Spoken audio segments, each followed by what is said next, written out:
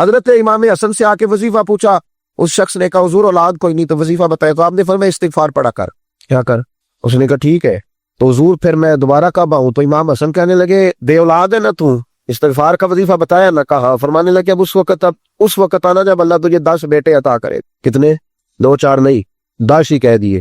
تو حضرت امیر معاویہ رضی اللہ تعالیٰ دیکھا، کہنے لگے حسن اتنا بڑا دعویٰ؟ آپ فرمانے لگے میں نے کہہ دیا نا تو اللہ فضل کرے گا، ہاں ہاں اللہ خیر کرے گا، خیر ہو جائے گی۔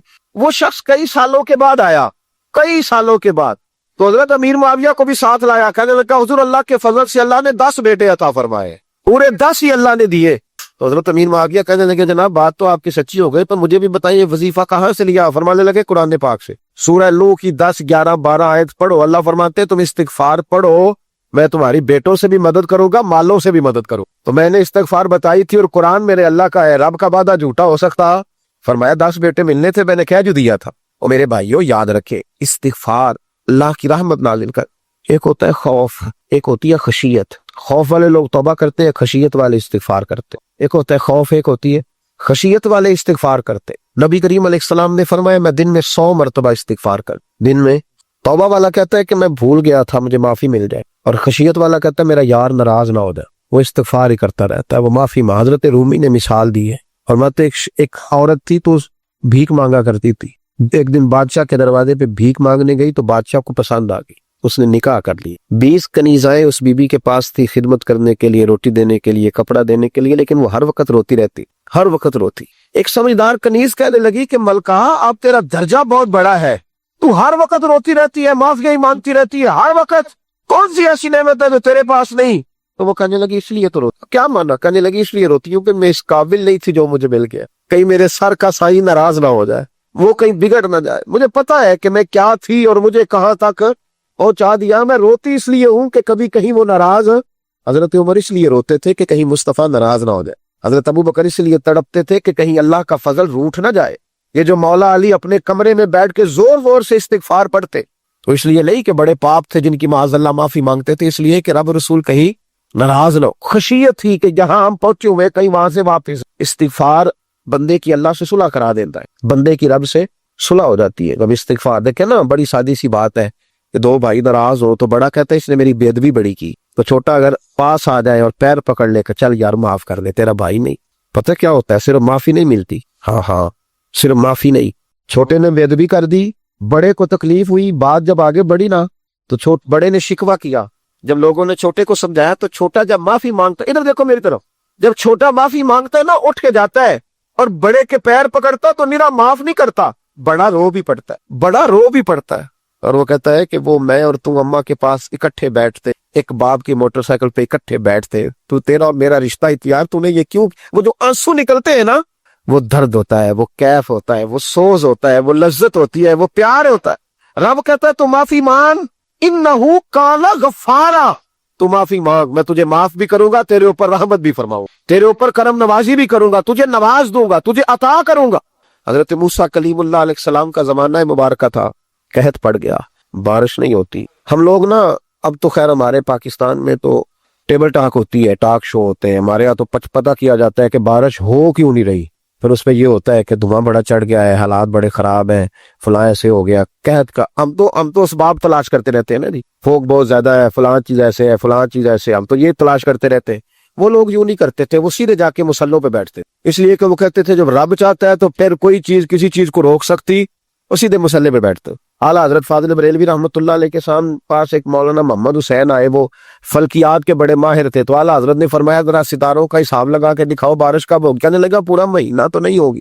تو اعلیٰ حضرت رحمۃ اللہ علیہ فرمانے لگے کہو کہ میرا علم کہتا ہے مہینہ نہیں ہوگی، اللہ چاہے تو ابھی ہو سکتی ہے۔ کہنے لگا جی وہ تو ٹھیک ہے پر میرا علم، وہ جیسے روز لوگوں نے پیر نیٹ ٹو سین شاہ صاحب نہیں کھولے ہوتے کہ بارش کب آئے گی، اور اس کی طرف نہ دیکھ، مسلے پہ بیٹھ، مہربانی کر مسلے پہ بیٹھ، اللہ کی بارگاہ میں حاضر ہو، اسے معافی مانگ، اسے منا تاکہ وہ رحمت کی بارش۔ کہنے لگا جی میرا علم کہتا ہے، تو اعلیٰ حضرت فرمانے لگے پھر وہی بات، تو کہ اللہ چاہے تو بارش ابھی، لیکن یہ جو اڑ گئے ہیں نا بیچارے، یہ اڑ ہی گئے ہیں، یہ جہاں الجھ گئے ہیں وہاں یہ لوگ الجھ گئے، اللہ ہمیں الجھنے سے محفوظ فرمائے۔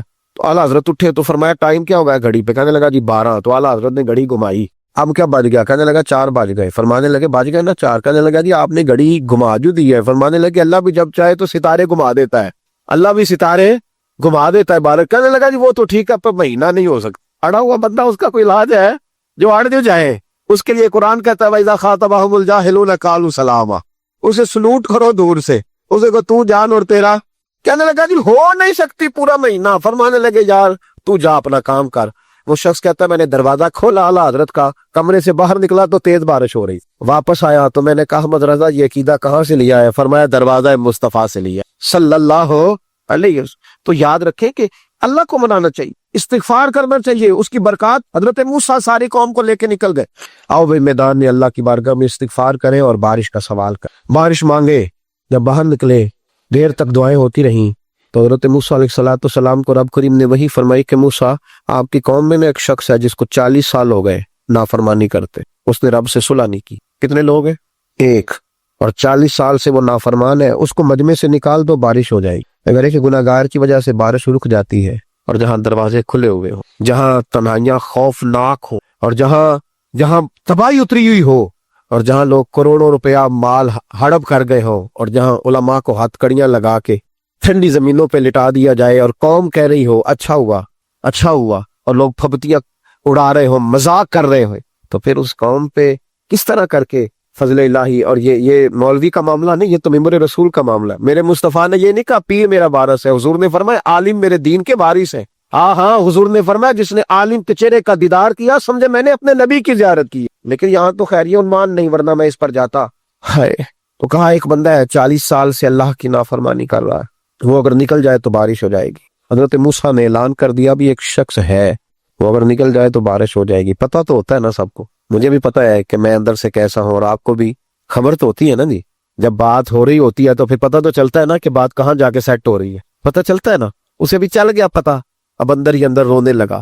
اور دیکھو امام رازی اور امام غزالی دونوں نے لکھا ہے کہ اس درد سے رویا، اس درد سے کہ ادھر والے کو بھی پتہ نہ چل جائے، مجمع کے اندر کھڑا ہے اور ادھر والے کو بھی استغفار، دیکھو ادھر والے کو بھی پتہ نہ چل جائے اور ادھر والے کو بھی کہیں ہجوم میں غم میں بھی توہین ضبط غم نہ ہوئی۔ ہم اس احتیاط سے روئے کہ آنکھ نم نہ ہوئی، ہجوم میں غم نے بھی توہین ضبط غم نہ ہوئی۔ ہم اس احتیاط سے روئے کہ آنکھ نم نہ ہوئی، روئے بھی پر کسی کو آنسو نہیں دیکھنے دیے۔ اب اس درد سے کہتا ہے اللہ تو معاف کرنے والا ہے نا، تو معاف کرتا ہے، پردہ پوشی کرتا ہے، اور مالک اگر لوگوں کو پتہ چل گیا تو میرے تو بچوں کا بھی جینا حرام کر دے گا، یا اللہ میری تو آنے والی نسل بھی تڑپ کے وقت گزارے گی۔ مالک تو معاف کر دیا کرتا ہے، لوگ نہیں معاف کرتے۔ اے اللہ یہ میری خوبیاں بھول جائیں گے، میری خامیوں پر بات، مالک میں یہ ذلت نہیں برداشت کر سکتا، فضل فرما۔ حضرت موسیٰ نے دوبارہ اعلان کیا نکلتے ہو کہ نہیں نکلتے؟ پھر تڑپا خداوندا مجھے بے آبرو، یہ ذلت اور رسوائیاں یہ نہیں برداشت ہوتی، اللہ درگزر۔ حضرت موسیٰ نے تیسرا اعلان کیا نکلتا ہے یا میں پھر اس کا نام لوں، اللہ سے پوچھ کے نام لوں، اس کا بتاؤں کون ہے؟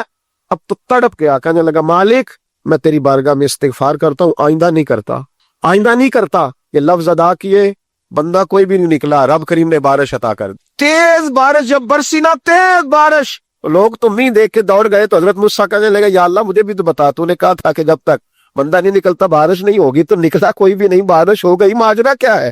تو رب کریم نے فرمایا موسیٰ بس اس نے مجھ سے صلح کر لی، اس نے مجھ سے صلح کر لی۔ اور امام غزالی نے لفظ لکھے حضرت موسیٰ نے پوچھا، حالانکہ اللہ اپنے نبیوں کو غیب کے خزانے دیتا ہے، پوچھا کہ اے اللہ مجھے اس کا نام بتا دے۔ تو رب کریم نے فرمایا موسیٰ جب گناہ گار تھا تب نہیں کسی کو بتایا، جب پاپی تھا تب نہیں بتایا، جب مجرم تھا تب نہیں بتایا، اب کیسے بتا دوں؟ فرمایا اس کی میری صلح ہو گئی ہے، اور فرمایا جو بارش نہیں نہ ہو رہی تھی وہ بھی اس کی وجہ سے نہیں ہو رہی تھی، اب جو ہوئی ہے نا تو یہ بھی اسی کی وجہ سے ہوئی ہے، یہ بارش اب جو ہوئی ہے تو یہ بھی اس گناہ گار کے سبب سے۔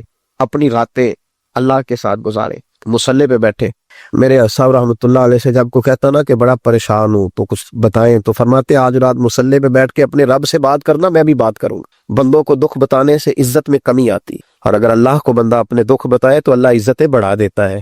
ترمذی شریف کی حدیث ہے، نبی پاک علیہ السلام نے فرمایا اگر تو دنیا داروں کو دکھ بتائے گا تو اللہ تجھے غنی نہیں کرے گا، اور اگر تو اپنے رب کو بتائے گا تو اللہ بڑی جلدی تجھے دنیا سے بے نیاز کر دے گا، تجھے لوگوں کی ضرورت نہیں رہے گی۔ استغفار کریں، کثرت سے کریں، ذوق سے کریں، مصلی آباد رکھیں، ہر شے دیکھو نا، جس طرح کھانے کی میز آباد رہتی ہے، بستر آباد رہتا ہے، ہمارے دیگر معاملات، اگر مسلح نہ آباد رہے تو روح بے چین رہے، طبیعت بے قرار رہتی ہے۔ انسان، میں نے دیکھا ہے بڑے بڑے سمجھدار لوگ پاگلوں جیسے زندگی گزار رہے ہیں، بولتے جا رہے ہیں، بولتے جا رہے ہیں، بولتے جا رہے ہیں، ایسے کسی کو کوئی خبر کہ 6 فون اٹھائے ہوئے ہیں، ایسے جیسے ڈسٹرب ہو گئے مینٹلی طور پر۔ وجہ کیا ہے کہ ان سے جان نہیں چھڑاتے۔ کبھی سارے موبائل بند کر کے نا، سارے بچے ہر چیز سائیڈ پہ کر کے مصلے پہ بھی آنا چاہیے۔ اور مالک تو بڑا ہی کریم ہے، اللہ تو بڑے کنز المال کی حدیث سنا کے بعد سمیٹتا ہوں۔ نبی پاک صلی اللہ تعالی وسلم فرماتے ایک شخص تھا بنی اسرائیل میں، بڑا مالدار تھا، تو پھر اس پہ غربت آ گئی۔ جب غربت آئی تو رو پڑا، کہنے لگا اے اللہ میں غریب ہو گیا ہوں، میری مدد فرما، میں نے بڑی نافرمانی کی ہے تیری۔ مالدار جب تھا تو بڑی موج کا، یا اللہ میں نے بڑی اب نہیں کروں گا، مجھے اس غربت سے نکال۔ تو اللہ نے فرشتوں سے کہا کہ دے دو جو مانگتا ہے۔ فرشتے کہنے لگے یا اللہ یہ توبہ کر کے نہیں آیا، ڈر کے نہیں آیا، یہ تو الجھ گیا تب آیا ہے، یہ تجھ سے ڈر کے ہوتا ہے نا ایسے کہ لوگ اللہ سے نہیں ڈرتے جتنا غربتوں سے معاذ اللہ ڈرتے ہیں۔ یا اللہ یہ تو وہ الجھ گیا تب آیا۔ تو اللہ نے فرمایا پتہ مجھے بھی ہے، لیکن آ تو گیا ہے نا، چلو دے دو۔ تو کہا یا اللہ اگر دے دیا تو دوبارہ نہیں آئے گا۔ فرمایا اس کا بھی مجھے پتا ہے، تم دے دو۔ اسے دے دیا۔ جب دولت مل گئی نا تو کہنے لگا اوہو وہ تو میں نے اس طریقہ سے استعمال کیا اس لیے کامیاب ہو گیا۔ پھر کچھ وقت گزرا تو پھر الجھ گیا، پھر قرضے چڑھ گئے، پھر سارے علاج کہنے لگا یا اللہ اب نہیں کرتا، اب معاف کر دے۔ 70 دفعہ توبہ کی اور 70 دفعہ توڑی۔ حبیب کریم فرماتے ایک دن بستر پہ تھا، آسانی تھی، 70 دفعہ فرشتوں نے کہا یا اللہ یہ جھوٹا ہے، جھوٹ بولتا ہے، یہ تو غربت ہے، یہ تو تیری بارگاہ میں آیا ورنہ کبھی نہ آتا، بیمار ہوا ہے تو آیا، اس کا تو بچہ بیمار ہوا ہے تو آیا ورنہ کبھی نہ آتا۔ 70 دفعہ توبہ توڑی۔ ایک دن رات کو بستر پہ لیٹا تھا، دولتیں بھی تھی، آسانیاں بھی تھی، دل میں خیال آیا میں کتنا جھوٹا ہوں، جب الجھ جاتا ہوں تو اس کے دروازے پہ جاتا ہوں اور وہ کتنا کریم ہے، مجھے خالی نہیں لوٹاتا، تڑپ اٹھا، آنسو نکل گئے، اٹھ کے مصلے پہ کھڑا ہوا تو رب کریم نے فرشتوں سے فرمایا کھول کے دیکھو دروازے، آج یہ غربت کی وجہ سے نہیں آیا، آج میرا بن کے آیا ہے۔ تو یا اللہ پہلے تو دولت دیتا تھا، آج کیا دے گا؟ تو محبوب فرماتے اللہ فرماتے ہم نے اسے بغیر حساب کتاب جنت عطا کرو گا۔ استغفار کریں، اس کے حضور حاضری دیں۔ جس طرح سارا کچھ چھوڑ چھاڑ کے لوگ کہتے ہیں کہ 1 مہینہ میں نے کسی سیاحتی مقام پہ رہنا ہے، میں نے اب کسی ٹھنڈے علاقے میں چلے جانا ہے، برف باری دیکھنی ہے، سیر کرنی ہے، 10 دن کی چھٹیاں وہاں گزارنی ہے، چلو 7 چھٹیاں وہاں گزار لو، 3 دن اپنے اللہ کے ساتھ گزارو، روزے رکھو، دن کو رات کو قرآن شریف پڑھو، تلاوت، کچھ وقت دو اللہ کے ساتھ، حضور پر درود و سلام بھیجنے کے لیے، نبی پاک کی نعت کے لیے، اذکار کے لیے، بزرگوں کے لیے، پھر دیکھنا اللہ روح کو کتنا سکون دیتا ہے۔ آخر دعوانا الحمدللہ رب العالمین۔